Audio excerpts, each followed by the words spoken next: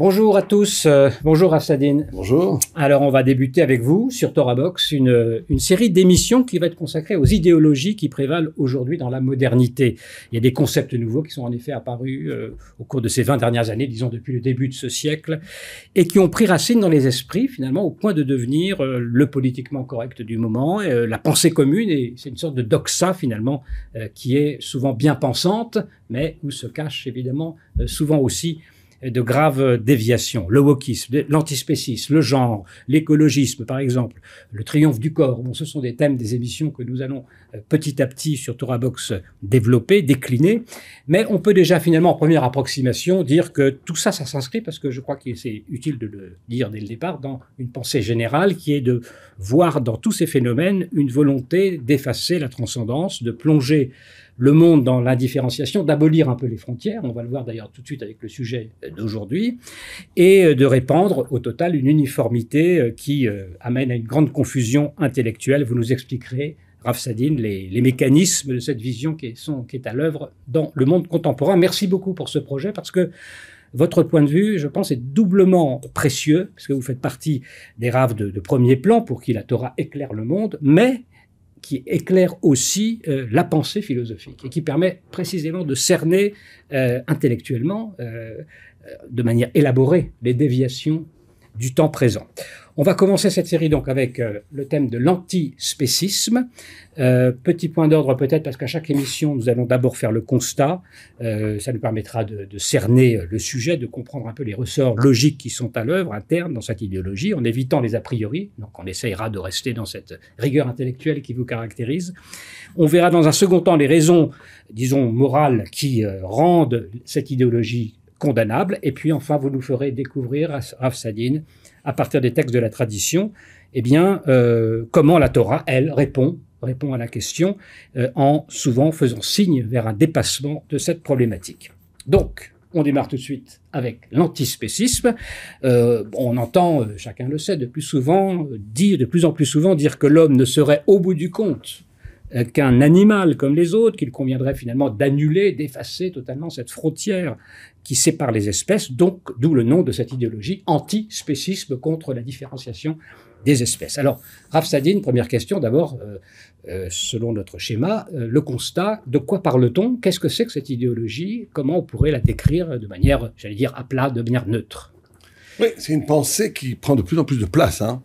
Aux États-Unis, beaucoup. En France, ça commence. Ça a commencé en 1975 avec Peter Singer, qui a sorti un livre qui s'appelle La libération animale.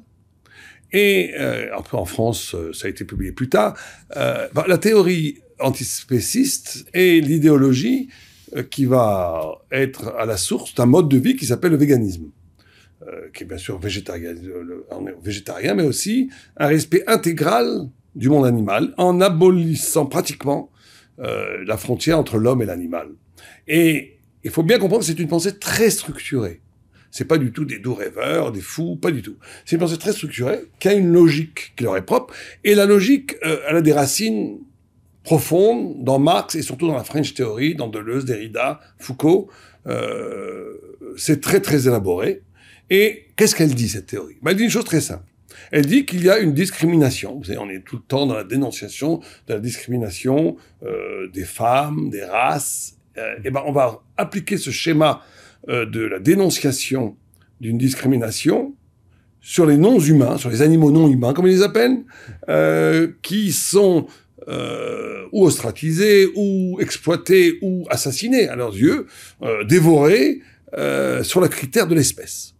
Donc, ce qui est dénoncé avant tout, c'est qu'il y a un critère de l'espèce qui est que puisque l'homme dit qu'il y a une différence radicale entre l'espèce humaine et l'espèce animale, cela lui octroie le droit d'exploiter, de brutaliser, de tuer, de consommer les viandes des animaux. Et il y a un parallélisme énorme avec la dénonciation, par exemple, du racisme.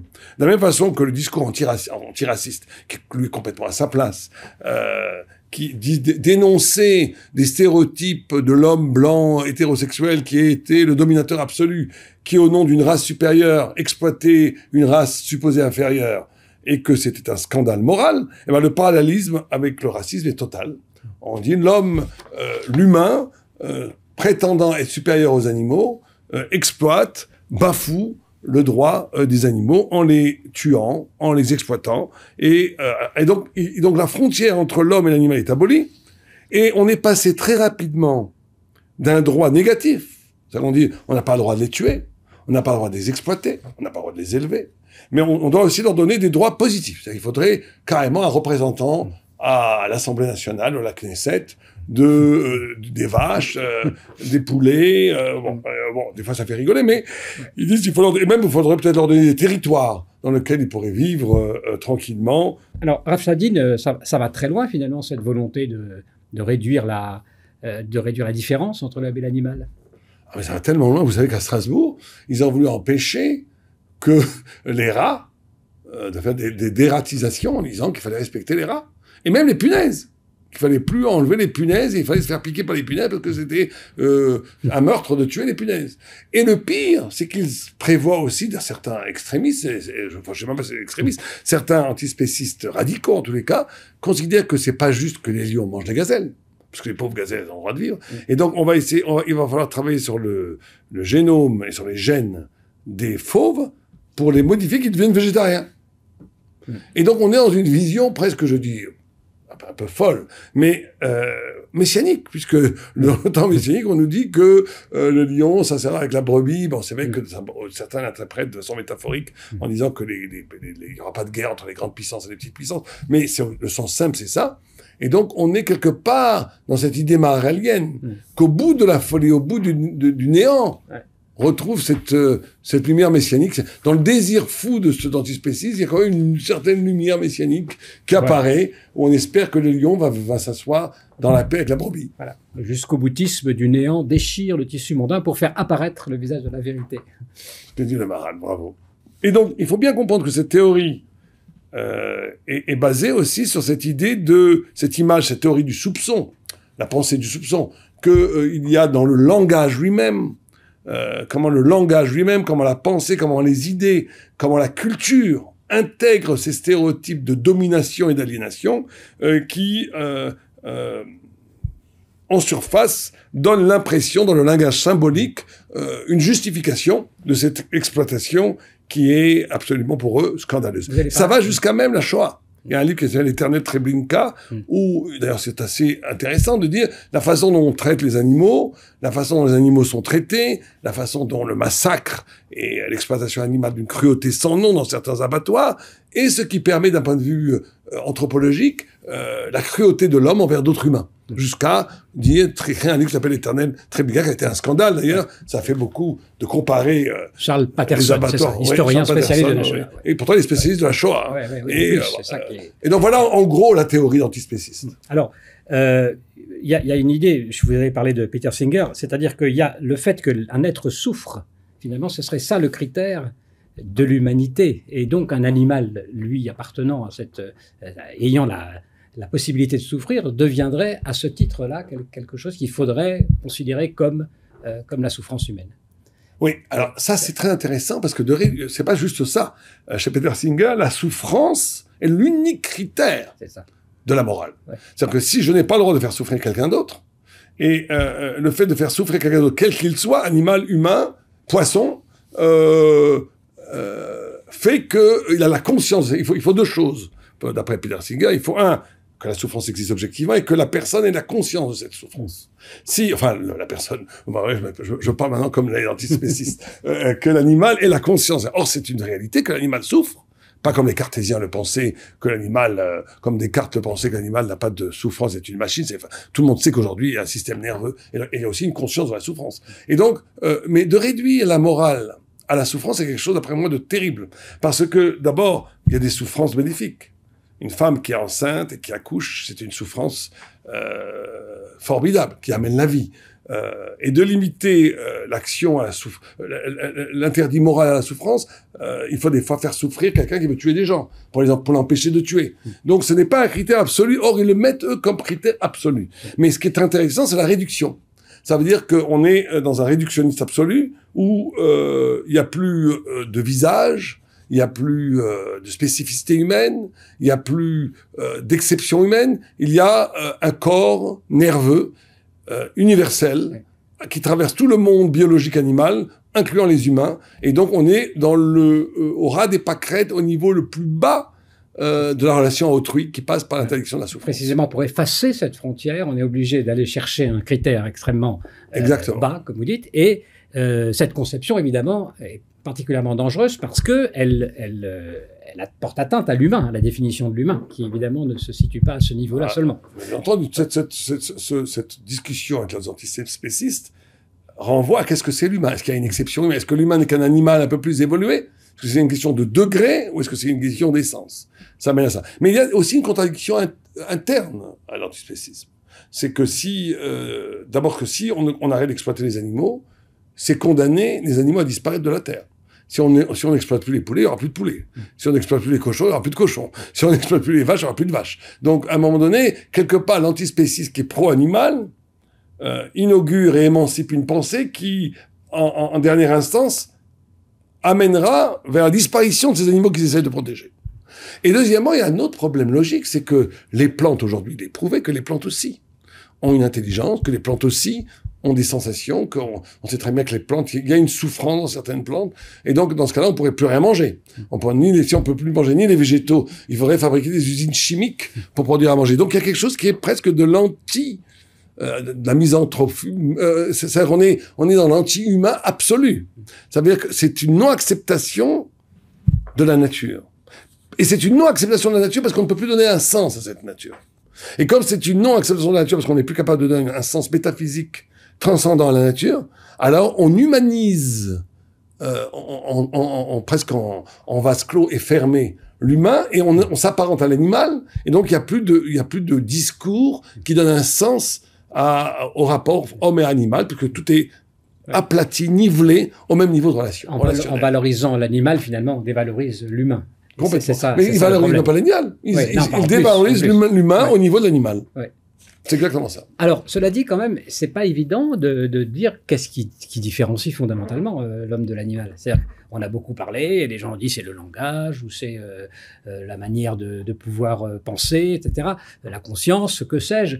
Le critère n'est pas si évident que ça. Pas du tout évident. D'abord, si on dit le langage, les animaux communiquent. On sait très bien que les oiseaux communiquent, on sait très bien que les singes communiquent. La conscience de soi, on sait qu'aujourd'hui, à l'expérience du miroir, les dauphins, face à un miroir, reconnaissent une plume qu'ils ont sur la tête. Un singe, les grands singes, reconnaissent ce que c'est eux quand ils se voient sur la glace. Donc, il y a la conscience de soi, il y a un langage. Il y a peut-être pas une parole élaborée, mais il y a un langage. Il y a de l'empathie. Il y a un livre qui s'appelle Le Bon Singe, je sais pas si vous connaissez, qui montre comment les singes ont de l'empathie, l'un par rapport à l'autre. C'est beaucoup plus limité que chez l'humain, mais il y en a. Donc, en vérité, on tombe dans le grand problème, dans l'éthologie, quand on étudie le comportement animal, on se rend compte que chez les animaux, au niveau, en tous les cas primaires, il y a pratiquement tout ce qu'il y a chez l'humain. Et donc, il y a une organisation politique avec des dominés, des dominants. Il y a de l'intelligence. Et donc, on se pose la question, effectivement, à part les antispécistes ont peut-être raison, qu'est-ce qui différencie l'humain de l'animal? Si c'est une question de degré, où est la différence fondamentale qui justifierait, pour notre point de vue à nous, à l'Afrique, qu'on a le droit de tuer une vache pour la manger, mais on n'aurait pas le droit de tuer un animal, un homme, un enfant débile mental absolu, même handicapé mental absolu qui n'aurait plus de pensée. Ça serait un meurtre. Or, un singe est plus intelligent parfois qu'un animal débile, qu'un enfant débile mental. Donc, il faudrait se poser la question, pourquoi? Donc, ça ne peut pas être le critère de la capacité cognitive intellectuelle qui est de l'ordre de la dignité humaine. Or, les antispécistes vont considérer que de tuer un veau, c'est le même niveau de gravité que de tuer un enfant, ce qui est terrible. Non, mais c'est véritablement banaliser la violence envers autrui. Donc vous avez une réponse finalement? Alors avant la réponse, je voudrais vous... Alors la réponse est dans la Gemara. Vous parliez de texte. La réponse est dans la Gemara, et la Gemara nous dit la chose suivante. La Gemara pose cette question en réalité, une fameuse Gemara très connue, où il y a écrit, vous savez que dans la Torah, il y aurait une sorte de faute d'orthographe, dans Vayitzer avec 2 Yud. Et il y a 2 Yud dans Vayitzer quand on parle de l'humain. Dieu créa Vayitzer Hashem Elohim et à Adam, Dieu créa l'homme avec 2 Yud. Beshte Yudim, la Gemara nous dit, avec 2 Yud. Or, dans toute la Torah, quand on parle des autres êtres vivants, il y a un seul Yud. Donc la Gemara s'interroge sur ce dualisme, sur cette dualité. Alors, ils disent, au début, la Gemara propose, Shte Yetzerim bara Kadosh Baruch Hu. Dieu a créé le bien et le mal, ce que chez l'homme. Ça veut dire ce qui penchant serait... au mal, penchant au bien. Voilà, penchant du bien, penchant du mal. La spécificité de l'humain serait donc l'éthique. Le combat entre le bien et le mal, que ce qui n'existerait pas dans le monde animal, qui est complètement instrumentalisé régi par l'instinct biologique, par l'instinct donc il n'y aurait pas de liberté, il n'y aurait pas d'éthique. Et donc c'est ça qui justifierait la différence ontologique essentielle entre l'humain et l'animal, qui justifierait donc l'exploitation de l'homme, de l'animal par l'homme. Très bien. Donc si on en était là, si l'homme était éthique et l'animal n'était pas éthique, on aurait la réponse. Puisque comme l'animal n'étant pas éthique, il ne peut pas revendiquer pour lui-même une attitude éthique. Ce que dit la Gemara. Ce que dit la Gemara. Oui. Mais la Gemara repousse. C'est ça qui est très intéressant. La Gemara repousse avec violence cet argument. Puisque matkif, vous savez, dans la Gemara, quand il y a écrit matkif, ça veut dire va te faire voir. C'est pas vrai du tout. Matkif le Rav Nachman bar Yitzhak, le grand Rav Nachman bar Yitzhak, dit Elamiata behema deloktiva veitzer letli yitzra veha kachazien de meskaze venashre ubaite. On voit que les animaux où il n'y a pas écrit de yud, des fois sont très sympathiques et des fois sont abominables. On voit que l'animal est capable de bien et de mal. On voit que l'animal est capable d'éthique. On voit que l'animal est capable d'intelligence. Donc, à première vue, on est mal barré. C'est-à-dire et c'est vrai que c'est reconnu aujourd'hui par certaines études scientifiques que les animaux sont capables de se mettre en danger pour sauver des hommes, leur maître et tout. Alors, on va dire c'est toujours pour sauver son maître, mais on voit que c'est pas vrai. On voit qu'ils sauvent aussi des êtres humains qui ne sont pas leurs maîtres, etc., etc. Donc, il y a de l'éthique chez les animaux. Il y a de l'intelligence chez les animaux. Donc, c'est pas le critère. Oh, la Gemara donne le critère. Et c'est ça qui nous intéresse. La Gemara, elle dit, et là, quand vous avez et là dans la Gemara, c'est-à-dire on change de cap, et là, mais à table, la Gemara, elle dit, et là, Kederesh Lakish. Kederesh Ben Pazi, excusez-moi. Deama, Abishon Ben Pazi, oili mi yotzri, oili mi yitzri. Magnifique réponse. L'essence de l'humain, c'est deux yud, c'est un double oi. Le oi yiddish. C'est un double cri. Oi! C'est quoi ce double oi? C'est que si je ne suis qu'avec Dieu, mon corps se venge. Si je suis qu'avec mon corps, mon âme se venge. Ce qui est la spécificité de l'humain, c'est qu'il est écartelé entre une dimension d'éternité et une dimension de temporalité. Ça veut dire que l'essence de l'homme, c'est justement ne pas être réduit dans son identité à sa biologie. L'essence de l'homme, c'est d'être méhod. Méhod, c'est Adam. Adam, c'est une anagramme de beaucoup, de méhod, c'est la même lettre. Adam et beaucoup, c'est la même lettre en hébreu. Pour dire que l'homme, par essence, est un accès d'une identité qui est transidentitaire. L'homme est au-delà de son identité. L'homme a affaire avec une éternité qui le perturbe, qui lui font crier « Oi !» parce qu'il essaie de trouver la tranquillité dans le bas monde. Mais dès qu'il reste dans le bas monde, dans l'oubli du Dieu et d'oubli de la transcendance, il tombe dans une tristesse qui provoque aussi un cri de « Oi !» mais qui est peut-être pas assez entendu, mais qui existe. Donc l'homme est homme parce que justement, au-delà de son corps biologique, il est concerné par une dimension de lui-même qui n'est absolument pas adéquate avec lui-même. Et c'est ce qu'on appelle le phénomène spirituel juif. La spiritualité juive n'étant pas un extase vers des arrière-mondes ou vers une inspiration divine, pas du tout. La spiritualité juive, c'est de se confronter à cette énigme extraordinaire d'une identité au plus profond de moi-même qui échappe à toute identité. Ça veut dire ce qu'on appelle le Tselem Elohim, ce qu'on appelle l'image de Dieu en l'homme, où je suis défini par une divinité qui, par définition, m'excède énormément, et infiniment, mais que cet excès infini est justement le lieu d'une identité qui n'est pas stable. Et donc, en vérité, c'est ça qui différencie l'homme et l'humain. On pourrait dire de façon très simple, l'âme, la spiritualité, le souffle de vie spirituelle. Au point, on peut se poser la question, comment ça se fait que si l'animal est intelligent, capable d'éthique, capable d'empathie, capable d'organisation politique, comment se fait-il qu'on a le droit de le manger? Même si on est supérieur. On le mange parce qu'on l'intègre on pourrait presque dire que d'après le judaïsme, on ne peut manger la viande que si l'énergie qui nous vient de ce repas est lui-même au service d'une élévation spirituelle. On revient à cette tension, donc effectivement, que les animaux, eux, ne connaissent pas. Donc nous serons une passerelle pour l'animal, par le fait même que nous le consommons, vers un élément, un niveau d'être supérieur. Mais si quelqu'un mange de la viande pour aller sur la plage et se faire bronzer, il y a un problème. Ouais. Même pour le judaïsme, il y aurait un problème. Ouais, parce que justement, il faut aussi dire, Rav Sadine, que la Torah, bien que faisant cette distinction fondamentale que vous venez de nous décrire, a énormément de lois de respect pour les animaux, pour la souffrance animale, on le sait très bien. Il faut pas faire souffrir un animal. Complètement. C'est-à-dire qu'il y a cette idée il y a un autre texte que je vais vous lire qui est très fort, très très fort là-dessus, Ce texte, c'est avec Rabbi. D'abord, il faut savoir qu'il y a une halakha, une injonction divine, de tsar balechaim, une interdiction absolue, comparable à manger du cochon ou d'autres choses, de faire souffrir un animal. Donc c'est un interdit halachique, c'est pas juste de la morale. C'est interdit halachique, on n'a pas le droit de faire souffrir un animal. Certains disent que c'est interdit de la Torah, certains disent que c'est d'ordre rabbinique, mais c'est un interdit halachique absolu. Maintenant, ça va même beaucoup plus loin que ça. Vous avez ici un texte incroyable. On dit que Rabbi a souffert à la fin de sa vie beaucoup de maladies, et on dit que c'est venu à cause d'un acte. Des Rabbi à l'idée Maaseh Baou. Qu'est-ce que Maaseh? C'est Maaseh Baou. La maladie sur lui est venue à cause d'un acte, et elle est partie à cause d'un acte. Comment est-ce qu'est venu Maaseh Baou? Maï. Une fois, il y avait un veau. On l'a amené à l'abattoir. Azil Talia le Recha Beknafe des Rabbi. Le veau, donc a l'intelligence, a compris qu'on allait l'égorger. Il a plongé sa tête sous le manteau de Rabbi pour être protégé par Rabbi. Et Rabbi lui a dit ce que nous on dit maintenant. Et Rabbi lui a dit, Vekabachi, c'est encore plus fort. Et le veau pleurait. Il pleurait en suppliant pour exister. Et Vekabachi, Amar les Zil. Rabbi lui a dit, va, les carnits sortas, t'as été créé pour ça. T'as été créé pour être mangé par les hommes. Et il a été puni, Rabbi, d'avoir dit ça. Et on a dit, Oil de lo kamerachem letlu alea isurim. Dans les cieux, on a dit, puisqu'il n'est pas capable d'avoir de la pitié pour cet animal, eh ben, on va mettre sur lui des souffrances. Donc on voit que, alors que c'est incroyable ce texte, puisque Rabbi indique une pure vérité. On n'est pas antispécistes, nous. Donc il indique une vérité. Et l'Agmara continue, il dit, mais il s'est racheté plus tard. Bon, je ne vais pas te dire tout le texte, où il y avait la femme qui faisait le ménage chez lui, qui a vu des petites souris avec le balai et qui a voulu éjecter les souris. Il a dit, laissez les pauvres. Et il a eu pitié des souris, à cause de ça, ses souffrances sont parties. Donc on voit ici quelque chose de tout à fait singulier. C'est-à-dire qu'il existe un niveau.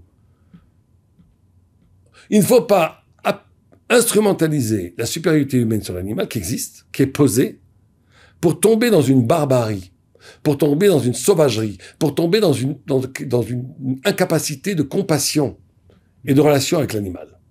On ne pose d'un point de vue essentiel, ontologique, que l'animal, parce qu'il n'a pas cette âme éternelle, parce qu'il n'est pas concerné par un ailleurs, parce qu'il n'a pas cette tension humaine entre le yotzri et le yetzri, entre l'âme, le créateur et le corps vivant.